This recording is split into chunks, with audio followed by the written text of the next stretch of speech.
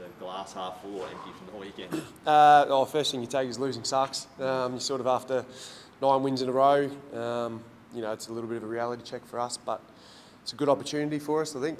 To see and I guess get evidence of how important it is to make the most of your opportunities is critical. And clearly, we kicked 8 goals 16, which doesn't help that, but testament to the Giants, their ability to show really good mental resilience and come back from that first quarter.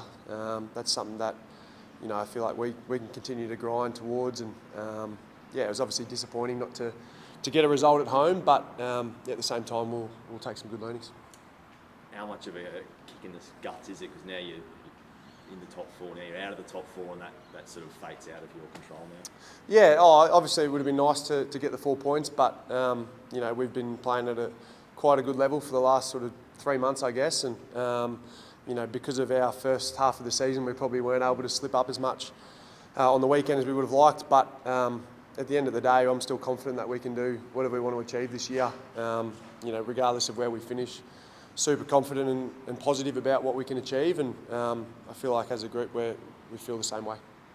It's still a very winnable game for you guys. Do you take, I guess, some confidence away in knowing that first loss in 10 weeks and still a game that you're still right in there? Yeah, absolutely. As I said, we weren't able to capitalise in those moments, and when you're playing in big games against great teams like the Giants, you have to make the most of those opportunities. So that's something that we'll take away from that. The forwards never mean to miss goals on purpose, but it's a good reminder of those opportunities need to be taken. So I think there was a really positive signs to our game. Clearly, a lot of the key indicators that we focus on throughout the year were positive, and our contested ball was really good, and a lot of territory as well. So it was still a lot of positives to come from the game. Clearly the 4 points we're chasing after, not our way, but we won't sort of be too upset about that. Do you think, Harris, that because it's so tight this year, this could be the year for the first time since the Bulldogs that like a team from 5 to 8 could win it? Potentially. Yeah, anyone on their day can win a game of footy. You've seen this year that there's been plenty of upsets, plenty of games that you probably didn't think would go the way they had. And I guess whatever happens. We're working towards getting better and playing the best footy we can play, and we're really confident as a group if we play our best footy that on our day we can win it against any team. So I think that's a really exciting part of the competition at the moment, is that if you turn up and with a good attitude and play well as a team, you give yourself a good look. You're obviously going to back to the MCG, back to play Collingwood. What sort of emotions does that stir up inside you going back to the scene of last year's grand final? It's exciting. That whole experience of grand finals a long time ago now. Clearly the result didn't go our way, but the overall experience to play on the G in front of a big crowd, I feel like that's just a great experience. And Collingwood are obviously playing to keep their season alive. We're looking to finish as high as we can on the ladder, so we know that they're going to be super motivated and super energised, and I feel like we as a group are probably going to respond well, and it's a great opportunity to go down there on their home deck and play in front of a big Collingwood crowd, and we'll still get a good turnout from our Lions supporters. We get great support down there, so it's just an exciting opportunity. It feels like forever ago as a fan now, after I guess what's been a slow start, and then winning 9 on the road grand final feels like a long time ago now. Does it, I guess, feel like that way as a player? Yeah, well and truly. It's been a crazy old year. You start 2 and 5, and you think the whole world's crumbling in on you, and then I've been really proud of the way the group sort of responded to that adversity early on in the season. We've had to do it a little bit differently thus far, but what we've achieved thus far this year doesn't count for anything at the moment.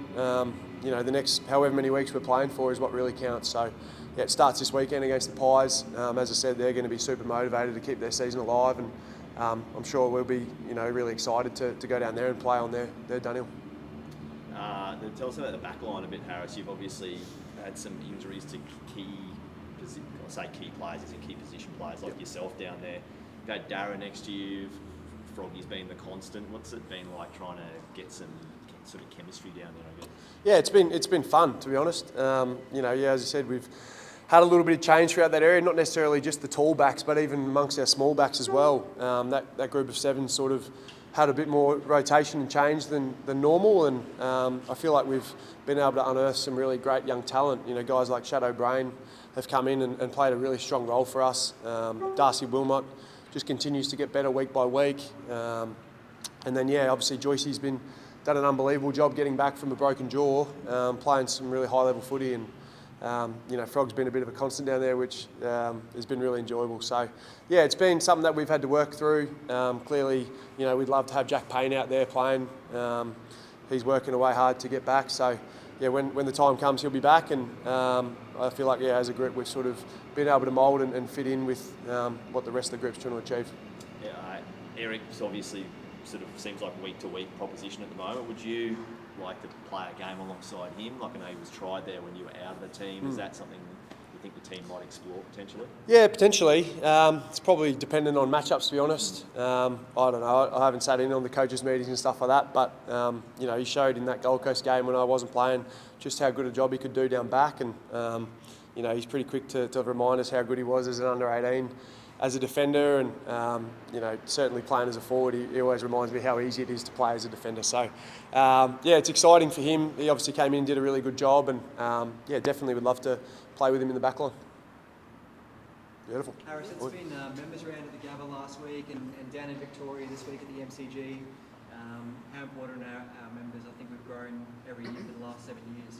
Yeah, no, the members have been huge.